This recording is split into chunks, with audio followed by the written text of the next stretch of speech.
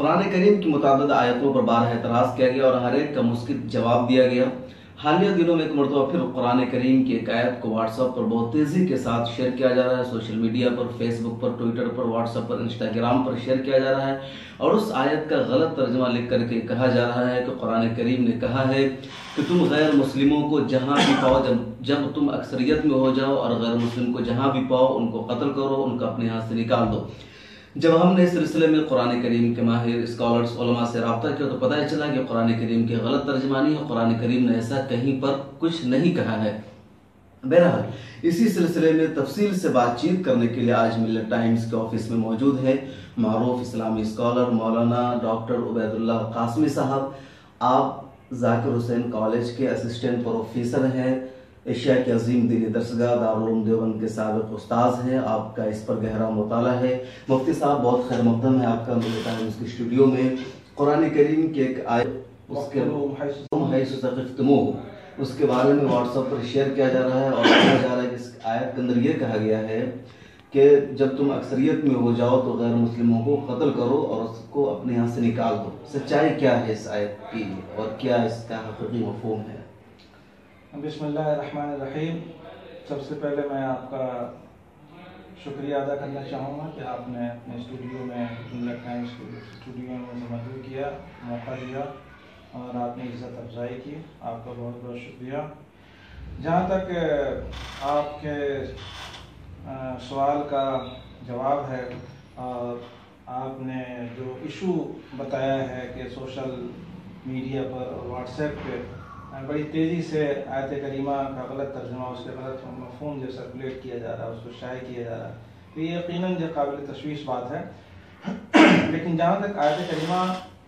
کے صحیح مفہوم کا مطلب ہے تو اس کا مفہوم جو ہرگز وہ نہیں ہے جو شیئر کر رہے ہیں کہ جب تم اکثریت میں ہو جاؤ تو پھر جو کفار کو، کافروں کو جہاں پاؤ قتل کرو، یہ جو غلط ہے۔ سب سے پہلے میں مناسب سمجھتا ہوں کہ آیت کریمہ کو پڑھوں اور جو آیت کریمہ ہے اس سے پہلے کی جو آیت ہے اس کو بھی پڑھوں اور اس کے بعد کی بھی آیت کو پڑھوں اور اس کا ترجمہ کر دوں تاکہ سامعین خود جو ہے بنفس نفیس اس بات کو محسوس کر لیں گے کہ اس کا مفہوم کیا ہے۔ چنانچہ قرآن کریم کی آیت ہے، قرآن کریم ارشاد فرماتا ہے اعوذ باللہ من الشیطان الرجیم بسم اللہ الرحمن الرحیم وقاتلوا فی سبیل اللہ الذین یقاتلونکم ولا تعتدوا ان اللہ لا يحب المعتدین واقتلوهم حيث ثقفتموهم واخرجوهم من حيث اخرجوكم والفتنة اشد من القتل ولا تقاتلوهم عند المسجد الحرام حتى يقاتلوكم فيه فإن قاتلوكم فاقتلوهم كذلك جزاء الكافرين فإن انتهوا فإن الله غفور رحيم واقتلوهم حتى لا تكون فتنة ويكون الدين لله فإن انتهوا فلا عدوان إلا على الظالمين۔ اس کا میں سرسری ترجمہ کر دیتا ہوں۔ ترجمہ ان آیات کا یہ ہے کہ اور تم اللہ کے راستے میں جنگ کرو ان لوگوں سے جو تم سے جنگ کریں اور زیادتی نہ کرو، بے شک اللہ زیادتی کرنے والوں کو پسند نہیں کرتا ہے، اور انہیں مارو، انہیں قتل کرو جہاں کہیں انہیں پاؤ اور ان کو نکالو وہاں سے جہاں سے انہوں نے تم کو نکالا، اور فتنہ قتل سے بھی زیادہ سنگین چیز ہے، اور ان سے مسجد حرام کے قریب تم جنگ نہ کرو یہاں تک کہ وہ تم سے مسجد حرام میں جنگ کریں، اگر وہ تم سے وہاں جنگ کریں تو پھر تم ان کو مارو، اور اسی طرح نہ ماننے والوں کا بدلہ ہے اور ان کی سزا ہے۔ اگر وہ باز آ جائیں تو پھر اللہ سبحانہ و تعالیٰ بخشنے والا ہے، رحم کرنے والا ہے، اور انہیں تم قتل کرو یہاں تک کہ فتنہ ختم ہو جائے اور دین اللہ کا ہو جائے۔ اگر وہ باز آئیں تو پھر ظالموں پر کوئی عدوان نہیں۔ اس آیت کریمہ میں سب سے پہلے جو سوچنے کی چیز ہے وہ یہ ہے کہ اس آیت کریمہ کی ایک خاص شان نزول ہے، یعنی شان نزول کا مطلب یہ کہ اس کا ایک خاص انوائرنمنٹ ہے، اس کا ایک خاص کانٹیکسٹ ہے جس انوائرنمنٹ میں آیت کریمہ نازل ہوئی۔ تو اس آیت کریمہ کے بارے میں مفسرین یہ بتاتے ہیں کہ یہ آیت کریمہ اس پس منظر میں نازل ہوئی کہ ہجرت کے 6 سال کے بعد یعنی 6 سن ہجری میں حضور پاک صلی اللہ علیہ وسلم اپنے صحابہ کرام کے ساتھ عمرہ کے ارادے سے مدینے سے مکہ تشریف لے گئے، لیکن کفار مکہ نے، مکہ کے مشرکین نے، کفار نے صحابہ کو اور حضور کو اس کی اجازت نہیں دی، اور بہت کہنے سننے کے بعد، لمبی گفتگو کے بعد یہ طے پایا کہ آئندہ سال حضور پاک صلی اللہ علیہ وسلم صحابہ کرام کے ساتھ تشریف لائیں گے اور پھر جو ہے وہ عمرہ کریں گے۔ یہ سن 6 ہجری کی بات ہے۔ اس گفتگو کے پیش نظر پھر اگلے سال یعنی سن 7 ہجری میں حضور پاک صلی اللہ علیہ وسلم صحابہ کرام کے ساتھ تشریف لے گئے، لیکن جانے کے دوران صحابہ کرام کے دلوں میں ایک خلجان تھا اور ایک ڈاؤٹ تھا کہ چونکہ کفار کے معاہدے کا کوئی بھروسہ نہیں اور اس سے پہلے بھی جو معاہدہ شکنی ہو چکی ہے، تو کہیں ایسا نہ ہو کہ اس بار بھی وہ معاہدے کو ختم کر دیں، توڑ دیں اور جنگ پر آمادہ ہو جائیں۔ لیکن اگر وہ جنگ کرنے لگیں، وہ لڑائی کرنے لگیں، تو پھر جو ہم کیا کریں گے؟ چونکہ اس سے پہلے صحابہ کرام کو، یعنی جب وہ مکے میں تھے تو ان کو منع کیا گیا تھا کہ جنگ نہیں کرنی ہے بلکہ صبر کرنا ہے۔ تو سن 7 ہجری میں جب حضور پاک صلی اللہ علیہ وسلم صحابہ کرام کو لے کر گئے تو اس موقع سے صحابہ کے دل میں یہ خلجان آیا۔ پھر اس خلجان کے پیش نظر یہ آیت کریمہ نازل ہوئی، اور آیت کریمہ نازل ہو کر اس نے بتا دیا کہ اگر وہ تم سے جنگ کریں، تم سے قتال کریں، تو پھر تم دفاع میں، ڈیفنس میں ان سے قتال کر سکتے ہو، ان سے جنگ کر سکتے ہو، اور جس طرح انہوں نے تم کو جو ہے مکہ مکرمہ سے نکالا، تمہیں ہجرت کرنے پر مجبور کیا، اسی طریقے سے تم ان کو بھی مکہ مکرمہ سے نکال سکتے ہو۔ تو یہ ایک ڈیفنس والی بات تھی، ایک دفاعی پوزیشن والی بات تھی، اور ظاہر سی بات ہے کہ سیلف ڈیفنس اور دفاع میں قتال کرنا، دفاع میں جو ہے دشمن پر حملہ آور ہونا، یہ انٹرنیشنل لاء کے مطابق بالکل درست ہے اور یہ بالکل معقول بات ہے۔ تو آیت کریمہ کا یہ سیاق و سباق ہے اور اس کی شان نزول یہ ہے۔ اب اس شان نزول سے ہٹا کر، اس کے سیاق و سباق سے ہٹا کر اگر کوئی اس کا مفہوم سمجھنے کی کوشش کرے گا تو سخت غلطی مبتلا ہوگا۔ پھر اس صورت میں اس کا مطلب یہی ہوگا کہ کفار کو تم جہاں چاہو، جہاں پالو انہیں، ان کو قتل کرو، حالانکہ یہ مفہوم سرے سے ہے ہی نہیں۔ اس لیے کہ اگر یہ مفہوم ہوتا کہ جہاں کہیں کفار کو تم دیکھو یا پاؤ ان کی گردنیں جو مارتے چلو، تو پھر جو ہے مسلم کنٹریز میں ظاہر سی بات ہے بہت سارے کفار کی گردنیں مار دی جاتی ہیں، جبکہ ایسا نہیں ہے۔ سعودی عرب ہے، کویت ہے، قطر ہے، دوسرے بہت سارے مسلم کنٹریز ہیں جہاں پہ غیر مسلم جو امن و امان کے ساتھ رہتے ہیں، ایک معاہدے کے تحت رہتے ہیں۔ تو مفتی صاحب جو دوسری آیت ہے وَاقْتُلُوهُمْ حَيْثُ ثَقِفْتُمُوهُمْ، تو اس سے گویا کہ اس کا جو تعلق ہے پہلی والی آیت سے۔ جی بالکل صحیح، پہلی والی آیت سے، اور پھر آگے کی جو آیت ہے وہ بھی اس کا سیاق و سباق جو متعین کر رہی ہے، اور وہ بھی بتا رہی ہے کہ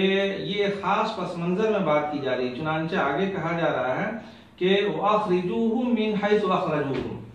یعنی تم ان کو اس جگہ سے نکالو جس جگہ سے انہوں نے تم کو نکالا۔ تو ظاہر سی بات ہے کہ وہ کون سی جگہ تھی جہاں سے کفار نے نکالا تھا؟ وہ شہر مکہ شہر تھا جہاں سے کفار نے جو مومنین کو، صحابہ کو اور حضور کو نکالا تھا اور ان کو ہجرت کرنے پر مجبور کیا تھا۔ تو آیت کریمہ جو ہے اس سے پہلے کی آیت بھی اور اس کے بعد کی آیت بھی بالکل صراحتاً اس بات کو بتا رہی ہے کہ اس کے ایک خاص پس منظر ہے، ایک خاص کانٹیکسٹ ہے، اور اسی کانٹیکسٹ میں یہ بات ہے۔ تو یہ سورہ بقرہ کی آیت ہے 191-92، جی اس کے ترجمے میں یہ بھی ہے کہ جب تم اکثریت میں ہو جاؤ تو مارو، تو کیا کوئی ایسا اس ترجمے کا مفہوم نکلتا ہے یا مکمل فرضی ہے؟ یہ بالکل فرضی ترجمہ ہے، اور دور دور تک جو ہے یہ ترجمہ جو اس آیت کے ذیل میں آ ہی نہیں سکتا، چونکہ آیت کریمہ وَاقْتُلُوهُمْ حَيْثُ ثَقِفْتُمُوهُمْ وَأَخْرِجُوهُمْ مِنْ حَيْثُ أَخْرَجُوكُمْ، یعنی تم ان کو مارو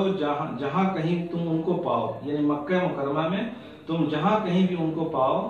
تو تم ان کو مارو۔ یہ ظاہر سی بات ہے جنگ کی صورتحال میں ہے کہ اگر کفار مکہ تم سے جنگ کرتے ہیں تو مکے میں ان کو تم جہاں بھی پاؤ، تم اپنے ڈیفنس میں، اپنے دفاع میں ان کو مارو اور ان کو وہاں سے تم نکالو، کیونکہ انہوں نے بھی تم کو وہاں سے نکالا۔ تو اس میں دور دور تک کہیں اکثریت اور اقلیت کی بات ہے ہی نہیں۔ دوسری بات یہ کہ اگر جو ہے اکثریت کی بات ہوتی تو جس وقت یہ آیت کریمہ نازل ہوئی اور مومنین کو ایڈریس کیا گیا، مسلمانوں کو ایڈریس کیا گیا اس آیت کریمہ کے ذریعے، اس وقت بھی مسلمان جو ہے اکثریت میں نہیں تھے، بلکہ اکثریت میں اس وقت بھی کفار مکہ ہی تھے، کفار مکہ جی۔ تو اگر اس میں اکثریت کی کوئی بات ہوتی، اس میں اکثریت کی اگر کوئی بات ہوتی تو ظاہر سی بات ہے کہ صحابہ کرام کو ایڈریس کیا ہی نہیں جاتا، اس لیے صحابہ کرام اس وقت بھی کفار مکہ کے مقابلے میں اقلیت میں تھے۔ تو جو اسلام کی پہلی جنگ ہے غزوہ بدر کہلاتی ہے، تو وہ اقدامی جنگ تھی یا دفاعی جنگ تھی، اور اس جنگ سے اسلام نے کیا پیغام دیا دنیا کو؟ دیکھیے جنگ بدر جو ہوئی ہے تو وہ جنگ بدر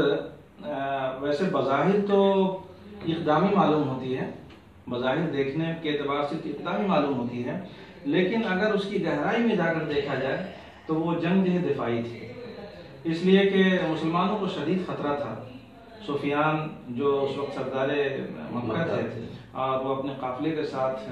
جا رہے تھے سامان تجارت کے ساتھ، تو ایک پوٹینشل تھریٹ تھا سفیان کی طرف سے، کفار مکہ کی طرف سے۔ اس پوٹینشل تھریٹ کو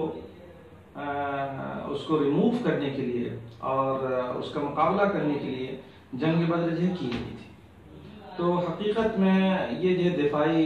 ایک جنگ تھی اور بظاہر جو ہے یہ اقدامی جنگ ہے۔ اچھا، حضور صلی اللہ علیہ وسلم کے زمانے میں یا اس کے بعد خلافت راشدہ کے زمانے میں جنگیں ہوئی، جو کفار جو قید ہو کر آتے تھے ان کے ساتھ جو جنگ ہوتی تھی، اس وقت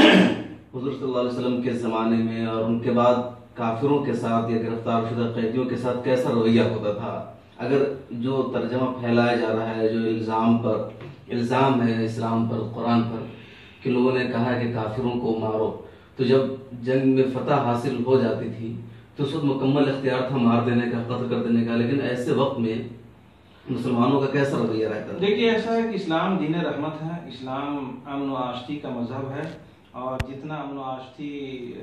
اسلام مذہب میں پایا جاتا ہے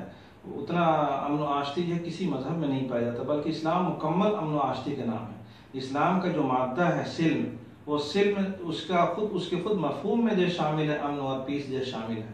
تو اسلام جو ہے امن و آشتی کا مذہب ہے، اور اسلام نے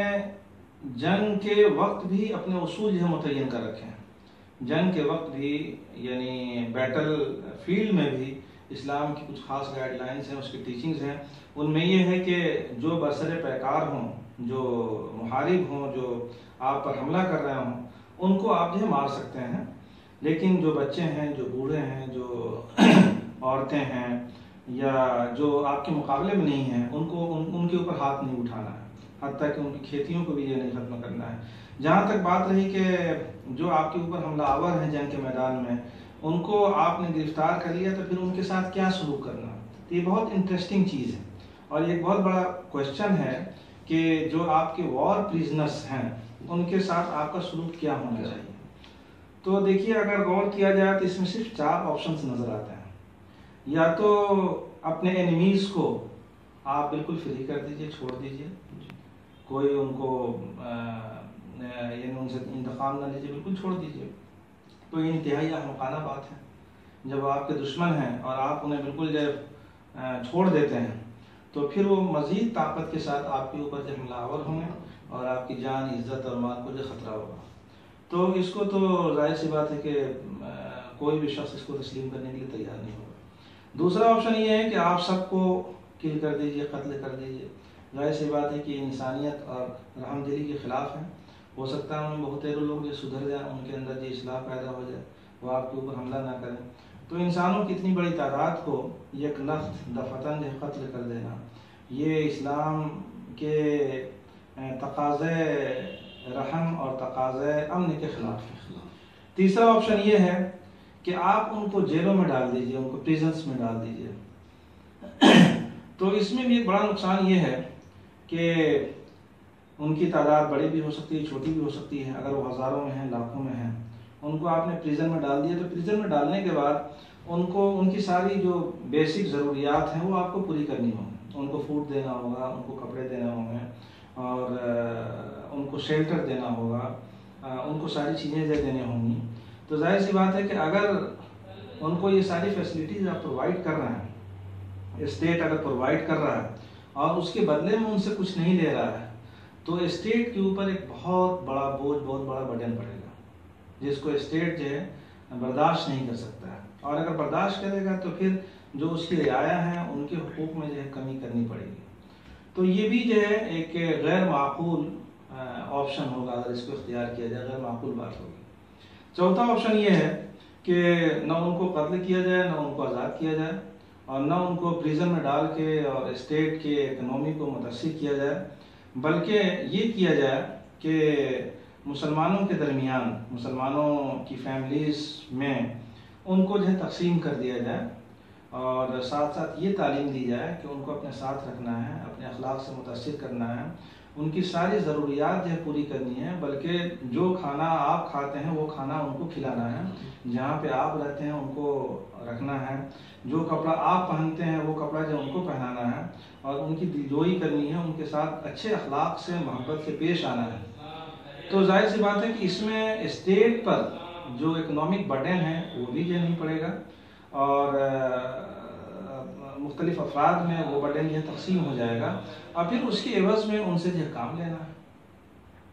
اس کے عوض میں ان سے کام لینا ہے، وہ کام کریں گے، اور اس کے باوجود جو ہے مسلمانوں کو یہ تعلیم دی گئی کہ تم ان کو اگر آزاد کر دو تو اللہ سبحانہ و تعالیٰ تم کو اجر دے گا۔ تو یہ جو چوتھا آپشن ہے، ظاہر سی بات ہے کہ عقل کے بالکل مطابق ہے، بالکل ریشنل ہے، لاجیکل ہے، اور اسی چوتھے آپشن کو اسلام نے جو اختیار کیا ہے۔ تو اسلام کے ہاں جو غلامی ہے، غلامی کا کانسیپٹ ہے، وہ ایسا کانسیپٹ ہے جو دوسروں کے ہاں جو لو پیڈ امپلائیز ہوتے ہیں، لو پیڈ سرونٹس ہوتے ہیں، ان سے بہت اچھی حالت ہوتی ہے ان غلاموں کی جو اسلامک اسٹیٹ میں ہوتے ہیں، مسلمانوں کے پاس ہوتے ہیں، اور یہ بھی جو مجبوری میں اختیار کیا گیا کہ جنگ میں جب وہ پکڑے گئے ہوں۔ تو یہ صورتحال ہے اسلام میں۔ مفتی صاحب، اسلام کا اتنا واضح پیغام ہے، قرآن کی تعلیم اتنی واضح ہے، پھر کون لوگ اس طرح کی غلط فہمیاں پھیلاتے ہیں، اس طرح مسلمانوں کے درمیان، غیر مسلموں کے درمیان قرآن کریم کا غلط ترجمہ کر کے، غلط اسلام کی غلط تشریح کر کے اسلام سے بدظنی پیدا کرتا ہے؟ آخر کوئی گروہ ہے یا حکومتی سطح پر اس طرح کا کام انجام دیا جاتا ہے، مذہبی تعصب ہے، کیا اس کے پس پردہ ہے؟ دیکھیے، یہ کوئی نئی چیز نہیں ہے، اسلام سے دشمنی کرنا اور حسد میں مبتلا ہونا دیگر مذاہب کی طرف سے، یہ نئی چیز نہیں ہے، بلکہ جب سے اسلام آیا اسی وقت سے اسلام پر طرح طرح کے آئیڈیولوجیکل اٹیکس کیے گئے، نظریاتی حملے کیے گئے، اور ایسا لگتا ہے کہ آئندہ بھی جاری رہیں گے۔ اسی کا حصہ آج کل بھی ہے، بس فرق یہ ہے کہ پہلے کچھ کم تھا، آج اس میں جو شدت آ گئی ہے۔ تو جو لوگ اسلام کے پیغام امن سے دشمنی رکھتے ہیں اور اس کو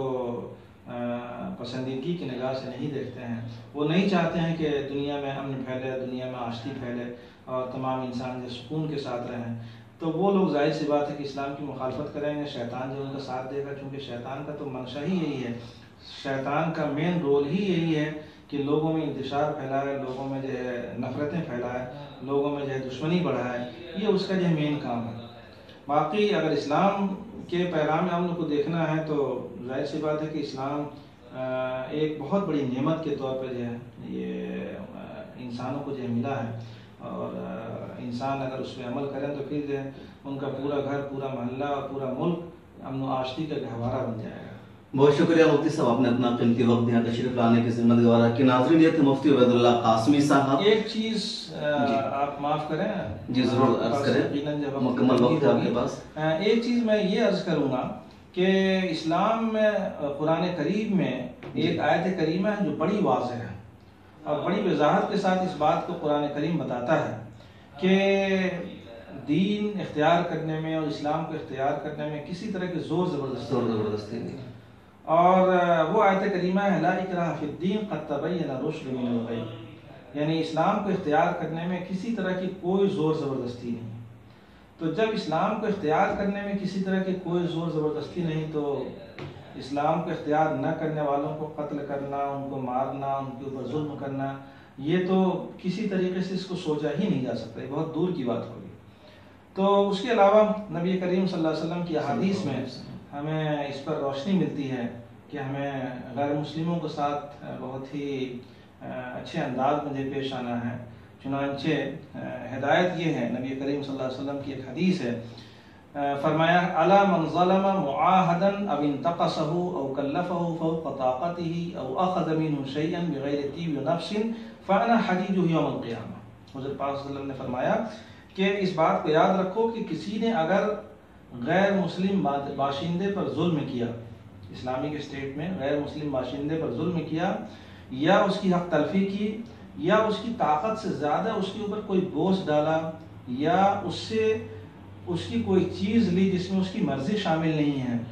تو یاد رکھو کہ میں اس کا وکیل ہوں گا قیامت کے دن. تو ایک یعنی بہت بڑی بات کہی گئی ہے. اچھا مفتی صاحب، اسی سے مجھے ایک سوال یاد آیا کہ آج کے لیے بات کہی جا رہی ہے، لیکن جب آپ صلی اللہ علیہ وسلم اور حضور صلی اللہ علیہ وسلم کے زمانے میں فتح مکہ کا واقعہ پیش آیا، آپ کو وہاں سے نکال دیا گیا تھا، دوبارہ آپ نے اسے فتح کر کے حاصل کیا، تو سارے کے سارے کفار تھے، دشمن تھے اسلام کے، مسلمانوں کے. تو اس وقت آپ صلی اللہ علیہ وسلم کا، صحابہ کرام کا رد عمل ان دشمنوں کے تئیں کیا تھا؟ دیکھیے، نبی کریم صلی اللہ علیہ وسلم نے عام معافی کا اعلان کر دیا تھا کہ انتم الطلقاء اليوم انتم الطلقاء، یعنی آج تم سب کے سب یہ آزاد. تو نبی کریم صلی اللہ علیہ وسلم نے عام معافی کا اعلان کر دیا تھا، جبکہ ایسا نہیں ہوتا ہے. اگر حکومت کسی دوسری دشمن حکومت پر حملے کرتی ہے، دشمن دوسرے دشمن پہ حملے کرتا ہے، تو پھر جو ہے وہ اس کو سخت سزائیں دیتا ہے، اس کو پنشمنٹ دیتا ہے، اس کے اوپر ظلم اٹھاتا ہے. لیکن نبی کریم صلی اللہ علیہ وسلم نے اور صحابہ کرام نے ایسا کچھ نہیں کیا، اور پوری دنیا نے اس کو دیکھا. اور نہ صرف مسلمانوں کی کتابوں میں بلکہ جو کرسچنز ہیں، جو جوز ہیں، جو ہسٹورینز ہیں، ان کی کتابوں میں یہ چیز ملتی ہے. اس کے علاوہ غیر مسلم باشندوں کے ساتھ حسن سلوک کے سلسلے میں ایک اور حدیث ہے جو بڑی دلچسپ ہوگی مجھے اس کو شیئر کرنا. نبی کریم صلی اللہ علیہ وسلم نے فرمایا کہ من قتل معاہدا فی غیر کنہ حرم اللہ علیہ الجنہ، یعنی جس کسی نے کسی غیر مسلم باشندے کو قتل کیا بغیر کسی شرعی وجہ کے، تو اللہ سبحانہ وتعالیٰ اس کے اوپر جنت کو حرام کر دیتا ہے.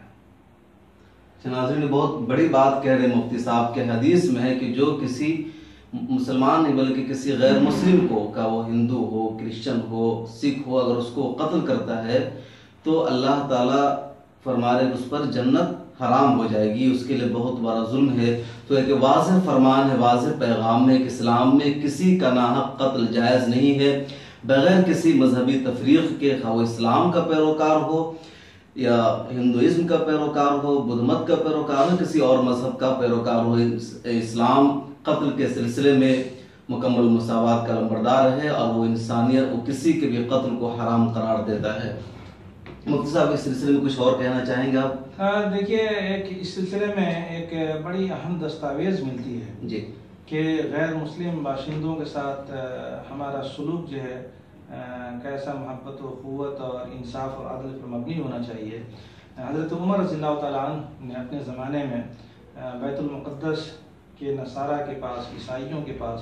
ایک دستاویز بھیجی، لکھ کر ان کو دیا، جس میں حضرت عمر نے فرمایا بسم اللہ الرحمن الرحیم. میں آپ کو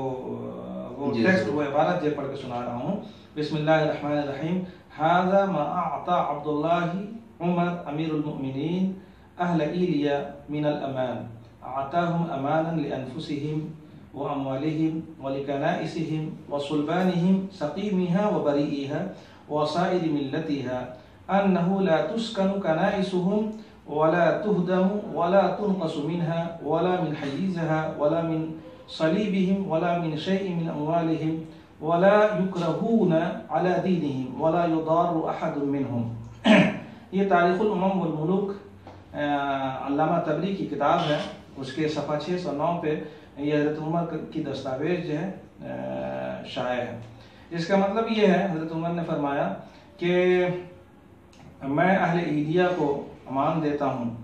اور میں نے ان کی جان کے لیے امان دی، ان کے مال کے لیے، ان کے کنیسوں کے لیے، چرچز کے لیے امان دی، اور ان کے صلیبوں کے لیے، چاہے وہ نئے ہوں یا پرانے ہوں، اور ان کے پورے اہل مذہب کو میں امان دیتا ہوں. اور میں اس بات کا معاہدہ بھی کرتا ہوں، اس بات کی تلقین بھی کرتا ہوں کہ ان کے چرچز کو آباد نہیں کیا جائے گا، یعنی اس پہ جو ہے قبضہ کر کے اس کو مسلمان جو آباد نہیں کریں گے، اور نہ ہی انہیں منہدم کیا جائے گا، اور نہ ہی اس میں کوئی کمی کی جائے گی، اور نہ اس کے سامانوں کو جو ہے لیا جائے گا، اور نہ ان کے صلیب کو لیا جائے گا، اور ان کے اموال میں سے کوئی بھی چیز نہیں لی جائے گی، اور ان کو اپنے دین کے بارے میں کوئی اجبار نہیں کیا جائے گا، کسی طرح سے ان کو فورس نہیں کیا جائے گا، اور ان کو نقصان نہیں پہنچایا جائے گا۔ یہ حضرت عمر نے دستاویز لکھ کر جو ہے وہاں کے نصارہ کو دیا۔ تو ظاہر سی بات ہے کہ یہ پورا کا پورا جو میسج عدل و انصاف پر، اور یہ روشن کی بات ہے جب مسلمان اکثریت میں تھے، ان کی حکومت تھی اور مسلم اقلیت میں تھے۔ تو آپ اگر قرآن کریم کا مطالعہ کریں، حدیث کا مطالعہ کریں، سیرت کا مطالعہ کریں، صحابہ کرام کے زمانے کا مطالعہ کریں، اور مسلمانوں کی تاریخ کا مطالعہ کریں، تو ہر جگہ آپ کو یہ نظر آئے گا کہ مسلمانوں نے عدل و انصاف کے ساتھ کام لیا ہے، اور غیر مسلم باشندوں کو بڑی عزت دی ہے، بڑی محبت دی ہے، اور ان کے اوپر کسی طرح کا ظلم نہیں ڈھایا، بلکہ ظلم ڈھانا جو ہے ان کے لیے گناہ کی بات ہے۔ بعض جگہوں پہ تو یہ ہے کہ مسلم باشندے سے زیادہ جو ہے غیر مسلم باشندوں کا خیال رکھنا ہے۔ ایک اور اس سلسلے میں دلچسپ بات آپ کو میں سنانا چاہوں گا، وہ یہ ہے کہ دیکھیے ظاہر سی بات ہے کہ کفار ہوں، مشرکین ہوں، یا یہود ہوں یا نصارہ ہوں، یہ سبھی جو ہے اسلامک ٹرم کے حساب سے کفار میں شامل ہیں، یعنی کافر میں شامل ہیں۔ کافر کا مطلب جو ہے کوئی گالی نہیں ہوتی ہے، بلکہ کافر کا مطلب ہوتا ہے انکار کرنے والا، یعنی جو اللہ کے پیغام کا انکار کرے، اللہ کے رسول کا انکار کرے، اللہ کی کسی بھی چیز کا انکار کرے، اس کو کافر کہا جاتا ہے۔ یہ ٹیکنیکل ٹرم ہے، لیکن اس کے باوجود اگر کسی کافر کو کافر کہنا ناگوار ہو تو پھر اس کو کافر کہنا جو گناہ کی بات ہے۔ کوئی مسلمان کسی ہندو کو کافر کے ذریعے ایڈریس نہیں کر سکتا ہے، کوئی مسلمان کسی کرسچن کو یا کسی جو کو، کسی یہودی کو یا کسی اور اہل مذہب کو کافر کے ذریعے ایڈریس نہیں کر سکتا اگر اسے برا لگتا ہے تو۔ اس حد تک جو ان کی رعایت کی گئی ہے، ان کی جذبات کا خیال کیا گیا ہے۔ چنانچہ یہ عبارت جو ہے لو قال لیہودی او مجوسی یا کافر یأثم ان شق علیہ، اگر کسی نے یہودی یا مجوسی سے یا کسی اور سے کہا اے کافر، تو وہ سخت گناہ گار ہوگا اگر اسے یہ ٹائٹل، یہ ایڈریس جو ہے ناگوار ہو۔ فتاوی العلمگیریہ جلد 5 صفحہ 248 ہے۔ تو اسلام کی ساری تعلیمات اس پر مبنی ہیں کہ ہمیں امن اور محبت اور آشتی اور پیار اور بھلائی اور اخوت، یہ ساری چیزیں پھیلانی ہیں۔ بہت شکریہ مفتی صاحب، آپ نے اپنا قیمتی وقت دیا اور اتنی اچھی باتیں ہو رہی تھی، دل چاہ رہا تھا یہ سلسلہ مزید دیر تک جاری رہے، لیکن وقت کی قلت ہماری راہ میں رکاوٹ ہے۔ ہم شکر گزار ہیں کہ آپ نے اپنا قیمتی وقت دیا، تشریف لائے۔ ناظرین بہت اچھی بات بتا رہے تھے، اور بات یہیں سے شروع ہوئی تھی کہ قرآن کریم کی آیت وَاقْتُلُوهُمْ حَيْثُ ثَقَفْتُمُوهُمْ وَأَخْرِجُوهُمْ مِنْ حَيْثُ أَخْرَجُوكُمْ وَالْفِتْنَةُ أَشَدُّ مِنَ الْقَتْلِ کا تعلق پہلے والی آیت سے ہے، اور ایک محدود پس منظر میں، خاص پس منظر میں آیت کی گئی ہے، ورنہ اسلام اور قرآن کی پوری تعلیم میں انسانیت کا سبق ملتا ہے، اور کسی کو بھی مذہب کی بنیاد پر یا کسی بھی بنیاد پر نہ قتل کرنے کی، نہ کسی طرح کی اذیت دینے کی اجازت دی گئی ہے۔ میں ایک واقعہ سنا کر اس ڈیبیٹ کو ختم کروں گا، اس ڈسکشن کو، کہ حضور پاک صلی اللہ علیہ وسلم کے زمانے میں ایک مسلمان کا اور ایک یہودی کا مقدمہ آیا۔ معاملہ تھا کہ جو مسلمان تھے وہ غلط تھے اور یہودی حق پر تھے۔ مسلمان کی امید تھی کہ ہم مسلمان ہیں، اس لیے حضور صلی اللہ علیہ وسلم ہمارے حق میں فیصلہ کر دیں گے۔ جب آپ صلی اللہ علیہ وسلم نے دیکھا گراؤنڈ سطح پر معاملہ کیا ہے، اور یہودی اپنے معاملے میں سچ پر تھے اور مسلمان جھوٹ تھے، غلط تھے، تو مذہب کی پرواہ کے بغیر آپ صلی اللہ علیہ وسلم نے مسلمان کے حق، یہودی کے حق میں فیصلہ کیا، اور مسلمان کو کہا کہ تم غلط ہو، تم غلط کر رہے تھے۔ اور اس طرح کی کئی مثالیں موجود ہیں۔ حضرت عمر رضی اللہ تعالیٰ عنہ کے زمانے میں اس طرح کے واقعات مشہور ہوئے۔ تو بہت اہم بات آئی کہ اسلام کیا پیغام دیتا ہے، اسلام کس چیز کا پیغام دیتا ہے، اور ہندوستان جیسے معاشرے میں ہمارے لیے بہت زیادہ ضروری ہو جاتا ہے کہ ہم ایک دوسرے کے مذاہب کا احترام کریں، ایک دوسرے کے مذہب کو، ایک دوسرے کی کتابوں کو سمجھیں، اور کسی طرح کی کوئی غلط فہمی نہ پیدا کریں۔ آپ مجھے ہندو بن کر دیکھ رہے ہوں یا مسلمان دیکھ رہے ہوں، یا آپ کا کسی بھی مذہب سے تعلق ہو، ہماری آپ سے گزارش ہوگی کہ اگر آپ اسے دیکھ چکے ہیں تو اپنے دوستوں کو بھیجیے، اپنے جاننے والوں تک ہمارے اس پیغام کو بھیجیے، اور انہیں بتلائیے کہ اسلام کسی بھی طرح کی تفریق کی اجازت نہیں دیتا ہے۔ قرآن نے کسی طرح بھی کسی کے قتل کی اجازت نہیں دی ہے۔ قرآن امن و شانتی کا علمبردار ہے۔ انشاءاللہ تعالیٰ کسی نئے ٹاپک پر بہت جلد ہم آپ سے روبرو ہوں گے۔ ہمیں دیکھنے کے لیے آپ کا بے حد شکریہ۔ خدا حافظ۔